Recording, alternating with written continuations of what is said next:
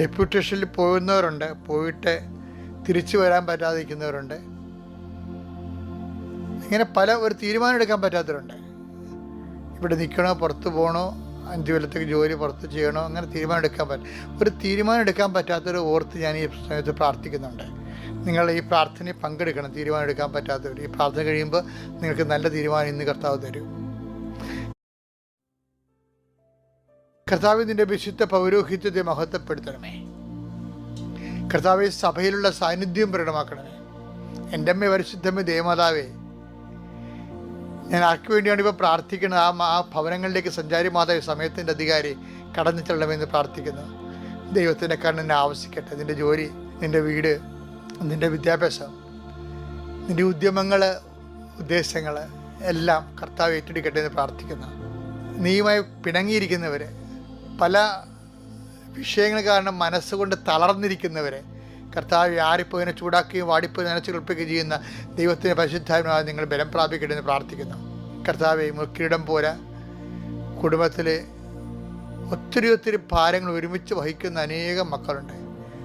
പെങ്ങന്മാരെ കല്യാണം കഴിപ്പിക്കേണ്ട ഭാരങ്ങൾ, അതുപോലെ തന്നെ കഴിച്ചുവിട്ട ഒരു ഭവനത്തിൽ വന്ന് നിൽക്കുന്നവരുടെ ഭാരങ്ങൾ, അവിടുന്ന് വിവാഹം പെശകി വീട്ടിൽ വന്ന് നിൽക്കുന്നവരുടെ ഭാരങ്ങൾ, അത് കാരണം ആ മക്കളുടെ കല്യാണം നടക്കാത്ത അവസ്ഥകൾ, ഇങ്ങനെ എണ്ണിയാതൊരുങ്ങാത്ത സങ്കടങ്ങളുമായി അങ്ങയുടെ മക്കൾ അങ്ങയുടെ ദിവസം കണ്ണീരോടെ നിൽക്കുന്ന കർത്താവെ, ഈ ഒറ്റ പ്രാർത്ഥന കൊണ്ട് ഈ കുടുംബങ്ങളെ നീ ആശീർവദിക്കണം.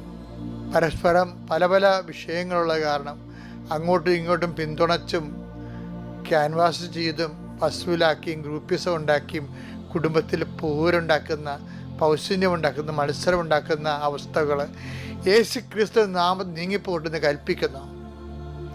അമ്മേ പരിശുദ്ധമ്മ ദേവമാതാവേ, ഈ പ്രാർത്ഥന കേൾക്കുന്ന എല്ലാവരിലേക്കും ദൈവത്തിൻ്റെ പരിശുദ്ധാത്മാവ് അവർക്ക് അനുഭവവേദ്യമാകേണ്ട പ്രാർത്ഥിക്കുന്നു.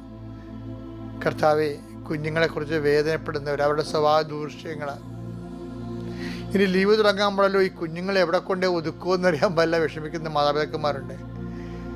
പല വിഷയങ്ങളിൽ കുടുങ്ങിക്കിടക്കുന്ന പിള്ളേരുണ്ട്. പിള്ളേർക്കാണെങ്കിൽ അവിടെ കൗമാര പുസ്തകങ്ങളിലെ കൃത്യമായിട്ടുള്ള ഗൈഡൻസ് കിട്ടാത്ത കാരണം ലക്കിൽ ലഗാനുമില്ലാതെ അപ്പനെയും അമ്മനെയും അറിയാതെ ജീവിക്കുന്ന സ്നേഹമില്ലാത്ത മക്കളുണ്ട്. അവരെല്ലാം നീ ആശീർവദിക്കണമെന്ന് പ്രാർത്ഥിക്കുന്നു. കർത്താവെ, ഈ ഒറ്റ ആശീർവാദത്തെ കുഞ്ഞുങ്ങളെ നീ ഏറ്റെടുക്കണമെന്ന് പ്രാർത്ഥിക്കുന്നു. എൻ്റെ കർത്താവിൻ്റെ ഉന്നതമായ നാമത്തിൽ സഭയുടെ അധികാരത്തിൽ കുരിശിൻ്റെ അടയാളത്തിൽ ദൈവശക്തി ഒരു മനുഷ്യപ്പറ്റിയില്ലാതെ സംസാരിക്കുന്നവരുണ്ട്.